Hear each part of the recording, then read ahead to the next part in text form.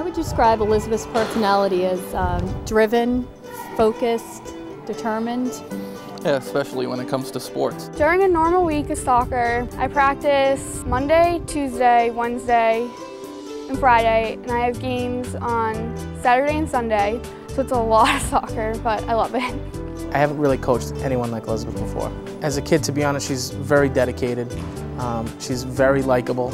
I think of all the players on the team, everyone kind of gravitate towards her because her personality is just really infectious. You know, she's one of those kids who doesn't like to miss training sessions, doesn't like to be late for games or any type of function that we have as a team, and I think that is just a testament to her character and who she is as a person. So I think she's a great overall kid. We found out about her diabetes with a couple of symptoms that we had. We brought her to our pediatrician, and he picked it up very quickly. She was about almost 5. She was thirsty.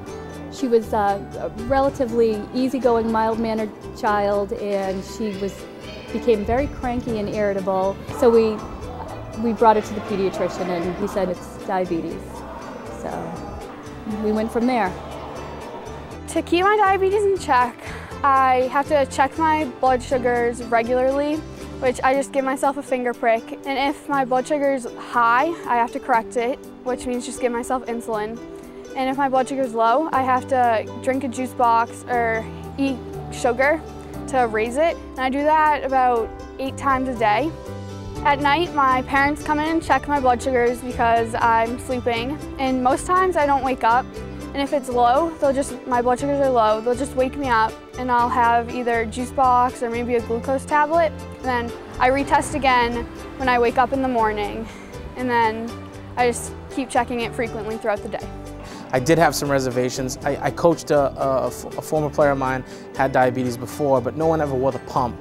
And what scared me was the fact that, what happens if that pump gets hit? What happens if there's some jostling? Because the one thing you notice about Elizabeth as a player is she is extremely physical and tough on the ball, and she doesn't really shy from a tackle at all. So I'm thinking, what's going to happen there? So I did have some reservations, but after literally a couple of games and a few training sessions of seeing how tough she was and how she just didn't let it bother her, that kind of all went out the window. I just said, you know what, it's just who she is, and she's not going to let it bother us, so why should I let it bother me?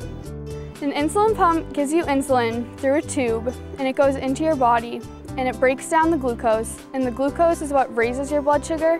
So when the insulin fights off the glucose, it lowers your blood sugar, and you don't want your blood sugar to be too high or too low. The insulin pump works for her. It's something that has worked. It's on her body and it's tethered through tubing, and at this point, at 14 years old, that hasn't bothered her yet to have an attached device to her body.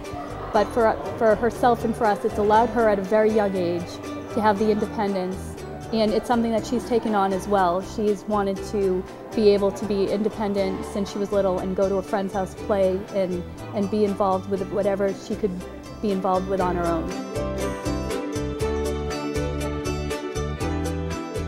She's a role model. I mean, some people would just say, oh, I can't do this, I can't do that, but she really pushes herself, and I can tell that she wants the ball, she wants to be there. And she's not a leader because she has a disease, she's a leader because she's a natural one. That's why she's a captain. If there was another kid that I personally knew that had diabetes and they wanted to play soccer, I would tell them to look at Elizabeth's experience and how positive that experience has been, and how even someone who's wearing an insulin pump and who plays all the time, it can be monitored. And I think with the right situation, the right coach, and the right support group from their parents, they can do anything they want to do, whether it's on the soccer field, on the basketball field, on the softball field. It shouldn't hinder them in any way, shape, or form. And I hope that they see the courage and the passion that Elizabeth has and says, you know what, my childhood diabetes is not going to stop me from doing any of that sort of stuff. So that's what I would hope they'd take from Elizabeth's story.